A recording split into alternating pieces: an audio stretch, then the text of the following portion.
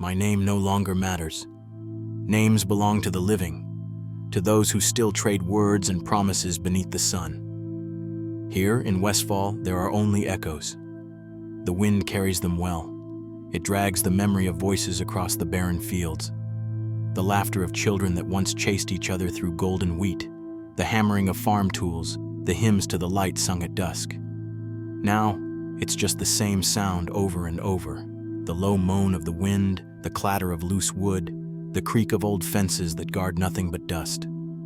I am the last farmer, or perhaps the last fool. Either title fits.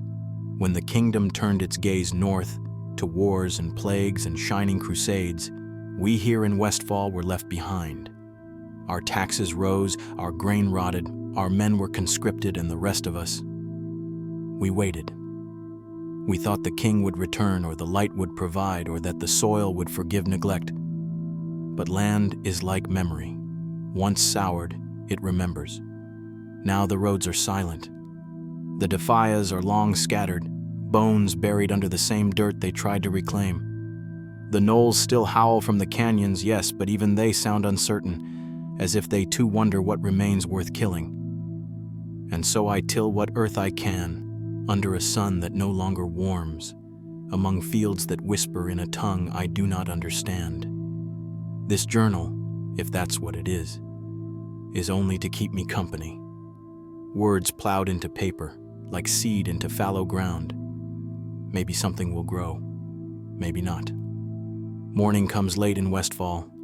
The sun hesitates at the horizon, dragging its light across the haze like a guilty man entering a ruined chapel. It falls weak upon my fields, not golden, but gray. The soil here is dry enough to crack a boot heel, yet I keep turning it over. Habit, I suppose. A man can outlive faith, but not routine. Each morning I shoulder my hoe and walk the rows. The old scavenger birds watch me from the scarecrow's frame, bold as kings now. I once named the scarecrow Elias, after a foreman I knew before the defias burned the barns. Elias stands crooked, his face a burlap grimace. The crows perch upon his shoulders and peck at the stitches of his eyes, as if trying to find what he once saw. The wheat, what's left of it, shouldn't grow at all. The last storm drowned half the field, then the wind stripped the rest. Yet when I came out 3 mornings ago, I found fresh shoots rising again. Pale green, trembling, too thin for proper grain. Still, they swayed as if in time with some hidden rhythm under the soil. I dug one up. The roots were black, fibrous, still wet with dew, though it hadn't rained in weeks. Strange things, I told myself, happen when a land is left to rot. But I remember something else, too. When I dug deeper, there was a smell. Not rot exactly, more like iron and sap mixed with old blood. I burned that handful of roots. The fire hissed, the smell stayed on my hands. By midday, the wind had shifted from the sea. It carried the salt and something else, a whisper perhaps, though I will not claim to know its source. Sound plays tricks on a lonely man. Still, as I worked the plow, I thought I heard the earth sigh. Once, twice. The ground seemed to settle beneath me like something turning in sleep.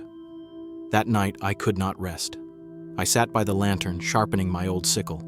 The blade caught the light in waves, a dull shimmer, faintly red from rust or from something else I'd rather not name. Each scrape of the whetstone echoed through the house like a heartbeat. Outside, the crows muttered. The wind answered. When dawn came, the field was full again. Not weeds, wheat. Perfect, upright stalks. A whole new field, shimmering pale under the fog. I stared for a long time. I counted the days in my head. It was impossible. Wheat doesn't grow overnight. Not even in the old days, not even with the light's blessing. I ran my hands through it. The texture was wrong. Smooth, waxy. The scent, faintly sweet, like overripe fruit left too long in the sun. And beneath it all, the iron tang again. I took the scythe to the first row. The stalks bent easily, too easily. The heads broke, spilling black seeds that stuck to my gloves. When I tried to wash them off in the trough, the water turned cloudy, gray like ash. I poured it out behind the shed, but the next morning the same black stains clung to the wood. Still, I harvested. A man doesn't question a miracle when he's starving. That evening, I ground the grain and baked a small loaf. It smelled sweet, faintly floral. I took one bite and stopped. The taste was wrong. Not bitter, not rotten, but familiar in a way that made my stomach twist. I could taste smoke, and beneath it, a hint of something I had not tasted since the war. Dried blood on a leather strap, the kind soldiers chew when rations fail. I spat it out and threw the loaf into the hearth. It burned quick, like dry tinder. For a moment, the flames burned green. That was the first night I dreamed of the soil. I was standing in my field, but the wheat was taller, as high as my shoulders, whispering in a language I could almost understand. Shapes moved among the rows. I called out, but my voice was swallowed. Then I felt it, hands pressing up from beneath the dirt, pale fingers reaching, not to pull me under, but to help me stand. I woke with my hands clenched around the bedsheets full of dirt. 3 days later, I tried burning the field. The smoke rose black and thick, but the wind turned against me. Ash drifted back across the house, coating the window panes, the well, the trough. By dusk, the horizon looked bruised. The fire died on its own, choked by damp soil that hadn't been damp hours before. When I walked the fields again, I found new growth already pushing through the cinders. Wheat again, always wheat. I thought of leaving then, walking east to Sentinel Hill, maybe finding work among the guards, but I remembered the last time I went there. Hungry faces, hollow eyes, men and women arguing over scraps of bread baked from sawdust. The militia commander took the last of our grain for the defense of the people. When we protested, they called us Defia's sympathizers. The next morning, 3 farms burned. So, no, I stayed. Night here is long. The moon turns red sometimes, reflecting off the dry plains. In that light, my fields look alive, each stalk shivering though the air is still. Sometimes I hear laughter, sometimes crying. It always fades with the wind, leaving only the rustle of grain. I've started keeping lanterns burning around the field, not to see, but to be seen. I don't know by what. Yesterday I found the first stone, a small marker at the edge of the south plot, half buried. I swear it hadn't been there before. The writing was faint, eaten by moss, but I made out a name, Elias Dawnheart. That was the name of the scarecrow, a name I'd chosen at random. The earth, it seems, remembers. I've taken to speaking aloud as I work, so the silence doesn't swallow me whole. Sometimes I speak to the wind, sometimes to the soil. It feels like conversation and almost. Yesterday I asked the land if it was angry. The answer came not in words, but in motion. The wheat bent, all of it, toward me, as if in a single bow. When the wind stopped, it stayed that way for a moment, like a held breath. That night I dreamt again of the hands in the earth. This time, they were sowing seeds. Tomorrow, I'll go to Sentinel Hill. I'll find someone who still remembers Westfall's promise, the golden harvests, the hymns, the laughter. Someone must remain who can tell me why the soil no longer sleeps. And if not, then I suppose I will return. A man must tend his land, even if the land no longer needs him. The road from my farm to Sentinel Hill is 5 miles of dust and memory. I walked it once before, when the militia still held banners and the air still carried the smell of bread instead of ash. Now it lies open, silent, except for the wind moving through the dry grass like breath through a dying man's lungs. The fences have fallen, the signposts rot. The milestones are half swallowed by the dirt, their carved letters eaten smooth. The only things that remain are the crows, always watching, their black eyes like tiny mirrors. I've learned not to shoo them anymore. They're the closest thing I have to witnesses. When I set out that morning, the fields behind me were still smoking faintly from the fire that had refused to die. I carried what I could. A half loaf of old bread, a knife, and the small brass token I found buried beneath the wheat weeks before, stamped with the crest of Stormwind. a relic of a kingdom that remembers us only when it hungers. As I walked, I passed what used to be the Dawnhart farmstead. Nothing left now but stones and bones of wood. The door hung open, swaying in the wind. Inside, I found a chair, child's toy, and a single boot, all covered in fine gray dust. When I brushed it away, the boot came apart in my hands, dry rot. I remembered the Dawnharts. They had 2 sons, one sent north to fight in Lordaeron, one conscripted into the city guard. Neither returned. The mother fell ill. The father, I heard he joined the Defias after losing everything. I suppose this was his farm, or its ghost. Outside, the crows gathered. They didn't caw. They watched.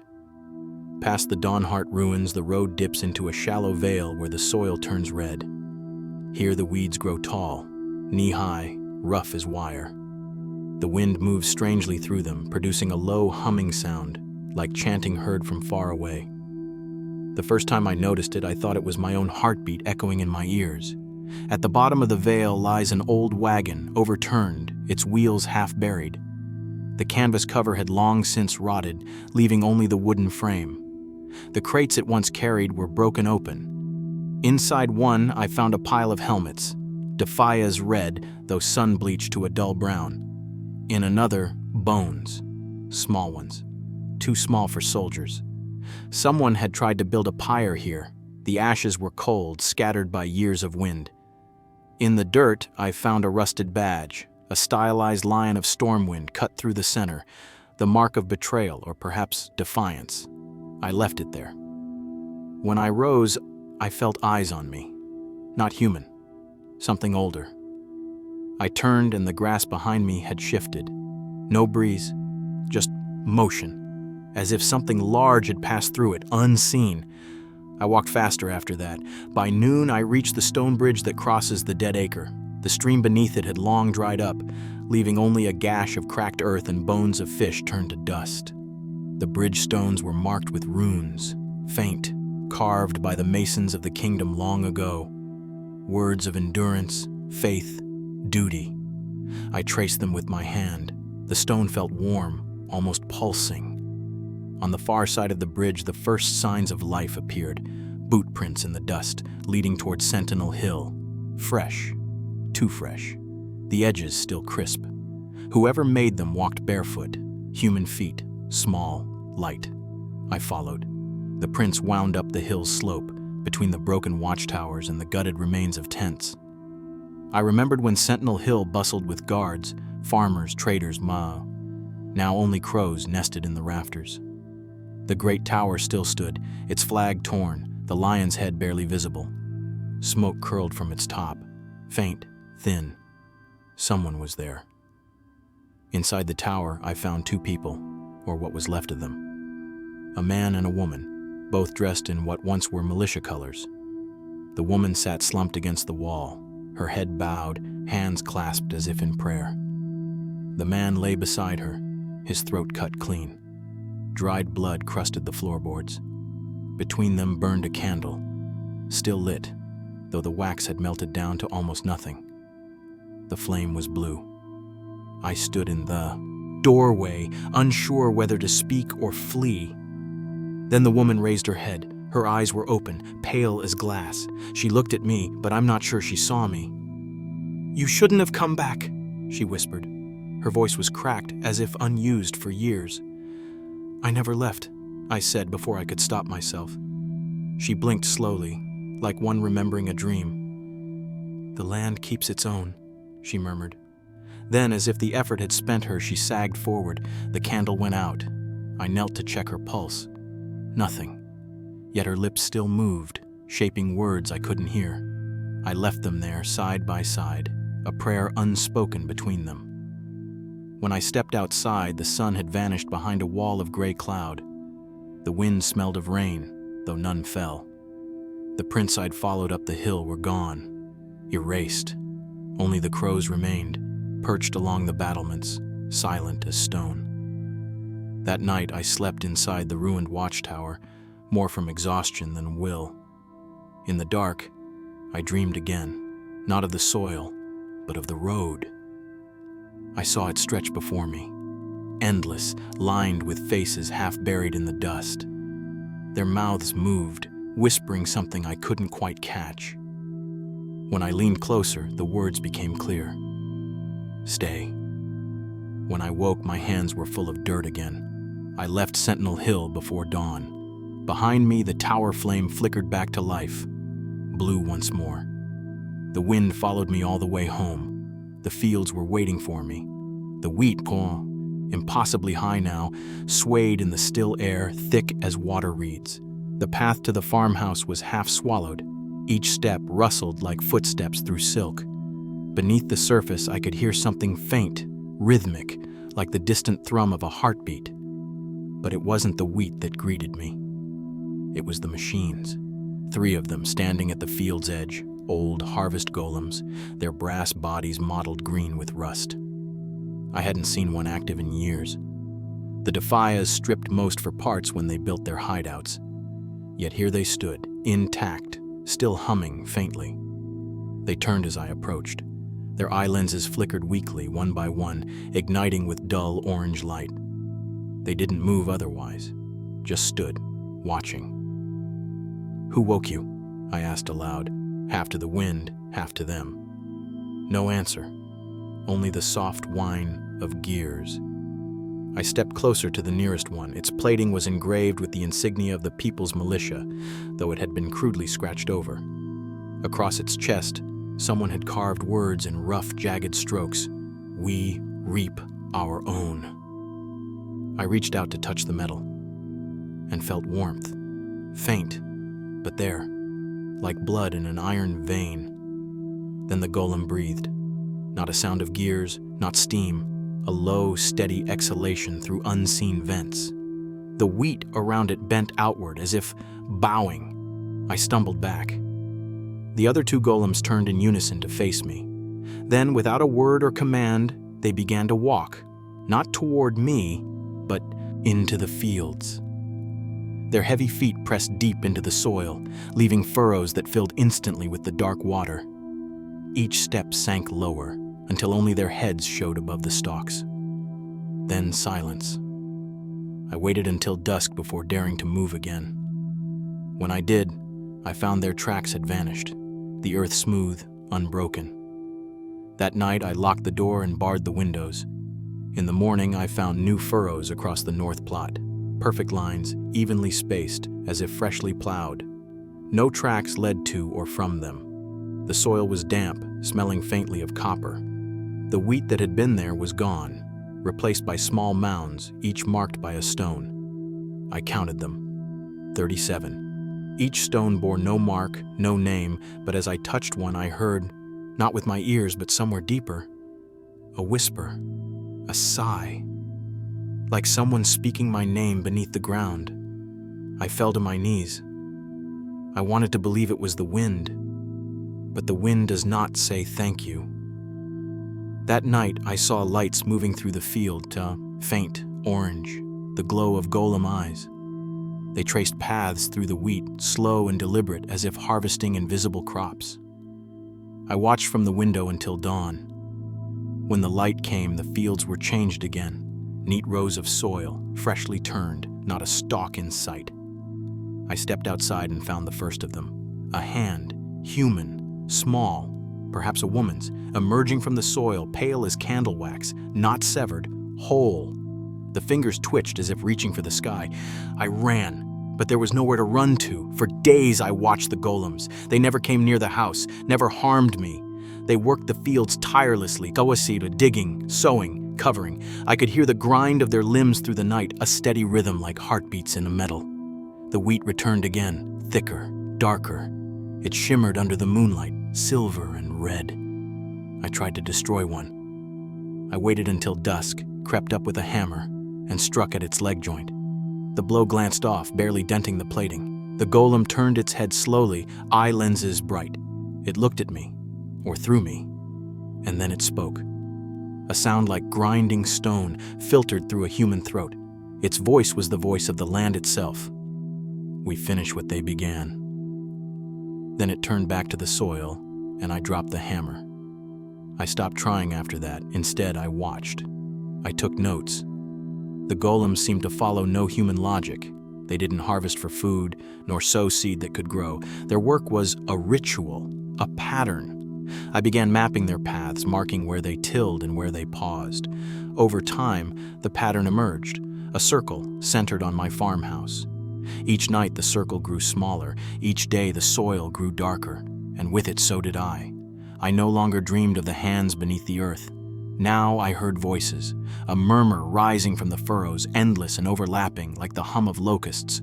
I couldn't make out words, only tones, pleading, grateful, accusing. I began to answer them aloud without realizing it. I think the land heard me. Tonight, the golems stand at the edge of the final circle. They do not move. Their eyes glow faintly, like embers buried in ash. The wheat bends toward them, motionless in the still air. I understand now. They're not machines anymore, they're monuments. Each one holds within it the memory of the farmer who built it, his sweat, his hope, his failure. When the kingdom abandoned us, even the machines learned to mourn. I've begun to feel the same hum in my own chest that fills their frames. It vibrates through my bones, low and steady, like the song of the soil. It feels familiar, as if the land has started to remember me too. It was the 12th day since I returned from Sentinel Hill when the first visitor came.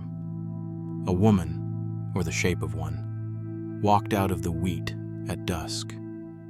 She moved like smoke, too fluid for flesh. The setting sun carved her silhouette in gold, though she cast no shadow of her own. I stood by the fence with my lantern, hand on the haft of my hoe like a weapon. "Evening," I said. The word felt absurd after so long without company. She didn't answer. When she came closer, I saw her eyes, pale, wide, and hungry. Her clothes were the color of dirt. On her wrist hung a shackle, broken clean through. "Are you lost?" I asked. "There's nothing here worth—" "I know," she said. Her voice was raw, a whisper scoured by sand. "Nothing worth keeping. Nothing but you." The wind carried a smell with her, salt, sweat, and something sweet, like old grain turned sour. I took a step back. "I have no food," I said. "The harvest failed." She smiled faintly. "I didn't come for food." We sat in the yard that night, the lantern between us. She told me she had escaped from Moonbrook, from what remained of the Defias Brotherhood. Said the mines were quiet now, the tunnels half collapsed, the overseers dead or gone. But the air down there had turned strange. People disappeared, the walls whispered. She said the stone itself remembered the blood spilled into it. When she spoke, her eyes never met mine. They stayed fixed on the fields. "Do you hear it too?" she asked at last. "The wind?" I said. "No," she whispered. "The soil." I didn't answer. I didn't have to. We both knew. She stayed for 2 nights, slept little, ate less. I heard her murmuring to herself in the dark, the words too soft to catch. On the 3rd morning, I found her standing among the wheat, barefoot, her feet half buried in the damp earth. The stalks bent toward her as if in the greeting. When I called her name, though she had never given it, she turned slowly. "They're not dead," she said. "Who?" She gestured to the soil. "Any of them. The land holds them, feeds on them, listens." Then she smiled, and the smile broke something in me. "You should listen too," she said. "It loves you." She walked into the field and was gone. I searched for hours. No footprints, no sign of struggle, just wheat, swaying gently in the still air. That evening, I found a single shackle lying by the well, its iron polished, clean as a mirror. A week later came the 2nd visitor, a man this time dressed in the rags of a priest. His tabard was torn, but I recognized the symbol, the broken sunburst of the light. He arrived at dawn, staggering, half mad with thirst. I gave him water. He drank in silence, then fell to his knees. "You shouldn't be here," he muttered. "This land's been marked." "I live here," I said. "Always have." He looked up, eyes fever bright. "Then you've seen it. The corruption, the harvest." I hesitated. "I've seen many things." He grabbed my arm. His hand was cold. "The light's fading," he whispered. "It can't reach this place anymore." I prayed for guidance, and the soil answered instead. His laughter was soft, broken. It told me its name. I asked him what name. He leaned close and breathed it into my ear. I can't remember the word, or maybe I refused to. All I know is that the earth shuddered when he said it, a tremor so slight it could have been imagination. The crows screamed in unison. He died. That night, peaceful, almost smiling. I buried him by the south fence where the ground was soft. The next morning, the grave was smooth again. No mound, no cross, no trace. Only a single stalk of wheat growing from the center. I left it standing. The third visitor came with fire. He was a thief, or perhaps a zealot. It's hard to tell the difference now. I saw him from the window at dusk, creeping along the fence with a torch in hand. He wore red rags, Defia's colors, the mask pulled low. When I stepped outside, he froze. "Stay back, old man," he said. "This land's cursed. I'm burning it clean." "I've tried," I told him. "It doesn't burn." He sneered. "Then maybe you will." He threw the torch. It landed in the wheat and died instantly, snuffed as though drowned. The silence that followed was deep, absolute. Then came the whisper, low, rising from the ground like breath. The thief screamed once. The soil opened beneath him. When it closed again, the wheat swayed gently, as if sighing. I stood there for a long time. Then I went inside and washed my hands. The water ran red, though I hadn't touched him. After that, no one came again. The road forgot me, as all roads eventually do. The house grew quiet, the air thick with the scent of rain that never fell. I took to sitting by the window, watching the fields breathe. The golems no longer moved, but their eyes still burned faintly, watching over what they had sown. Sometimes, when the wind is just right, I think I can hear footsteps, soft, deliberate, pacing the edges of the field. I never see who walks there. Maybe it's the woman. Maybe the priest. Maybe the thief. Maybe all of them. Maybe they never left at all. The crows came with the new moon. At first, just a few, circling above the barn, calling in that guttural ancient tone that sounds too much like words. Then hundreds, then thousands. They blackened the sky, a living shroud that turned noon to dusk. The sound was endless, deafening, like the roar of the sea. They didn't eat. They didn't scatter when I shouted or waved my arms. They just watched. From every beam, every fence post, every tree, their eyes glinted like drops of oil. I'd lived among crows all my life. I thought I knew their ways. But these were something else. Their gaze felt heavy, deliberate, measured. When I moved, their heads turned as one. At dusk, they fell silent. That was worse. The next morning, I found one on my doorstep, dead. Its wings neatly folded, its beak pressed to the wood as if in prayer. I buried it behind the shed. The next day, there were 2 more, then 5, then 20. Each time I buried them, more came. By the 7th day, the ground around the house was black with feathers. I stopped counting. I started burning them instead. The smoke rose thick and sweet, and the crows gathered to watch their own dead burn, unmoving, unblinking. That night I dreamed of wings. In the dream, I stood in my field, but the wheat was gone, replaced by a sea of crows, endless and whispering. They spoke without sound, their movements forming words in the air. "You kept the land alive," they said. "Now the land will keep you." When I woke, the window was open. Feathers littered the floor. The air smelled of ash and rain. Outside, the wheat shimmered, and within it I heard a voice. Not the whisper of the soil this time, something clearer, closer. It spoke my name. For days it ulsum, always from the field, always just beyond sight. Sometimes it was the voice of my father, sometimes my wife, sometimes a child I never had. I tried to ignore it. I prayed, though I no longer knew to whom. The light had no warmth here. The soil had all of it. One evening, I gave in. I walked into the wheat. The stalks closed around me, tall as walls. The air was damp, heavy with the scent of earth and rust. The voice led me deeper, soft, coaxing. I followed until I reached the center of the field, where the soil was black and glistening. There I found a pit, not dug, formed, perfectly round, lined with roots that pulsed faintly like veins. From its depths came the whisper again, louder now, more distinct. "We are your harvest." I saw shapes moving below, and not bodies, not spirits, but something in between. Pale forms, writhing slowly, their faces smooth as wax.